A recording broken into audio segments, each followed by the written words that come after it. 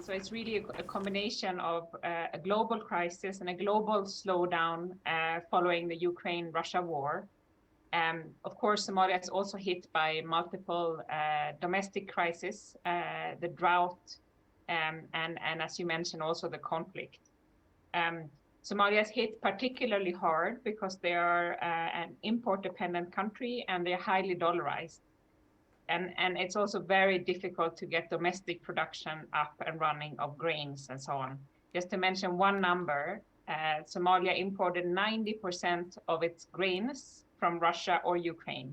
So you can imagine the impact on local communities and the country overall. To your question about security around delivering the cash transfers, we work very closely with the World Food Programme. So the government is contracting the World Food Programme, who then in turn contracts local implementation providers and local organizations that basically that identify the households and deliver the cash transfers, and that helps tremendously in delivering the cash transfers safely.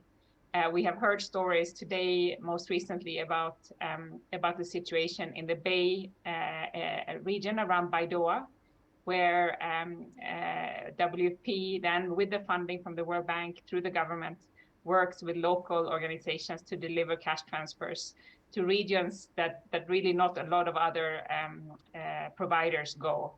So this was really very, very, very welcome, this report that we received today from actually from the UN system, from UN OCHA.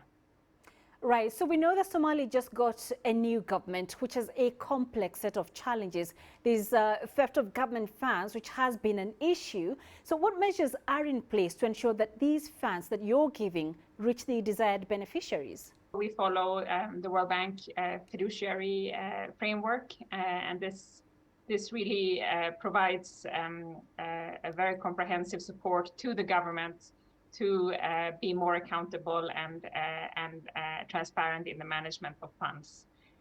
Second, we have also third-party monitors that we work with that actually control that the funds reach the intended beneficiaries. And of course, also in this case, because WFP is really the ones responsible for the implementation, they report to the government on the use of the funds.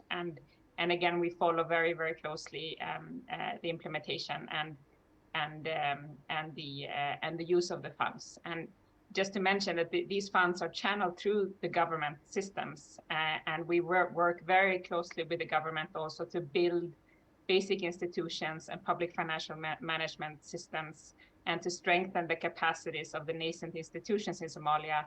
And we have quite a lot of oversight and knowledge about how the system works because of that.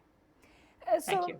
So this $143 million is in addition to the existing safety net program you have in Somalia, which you call Somalia Safe Responsive Safety Net for Human Capital Project. How long will this program continue? It's a government program, right? It's a government program that's called the Baknano program.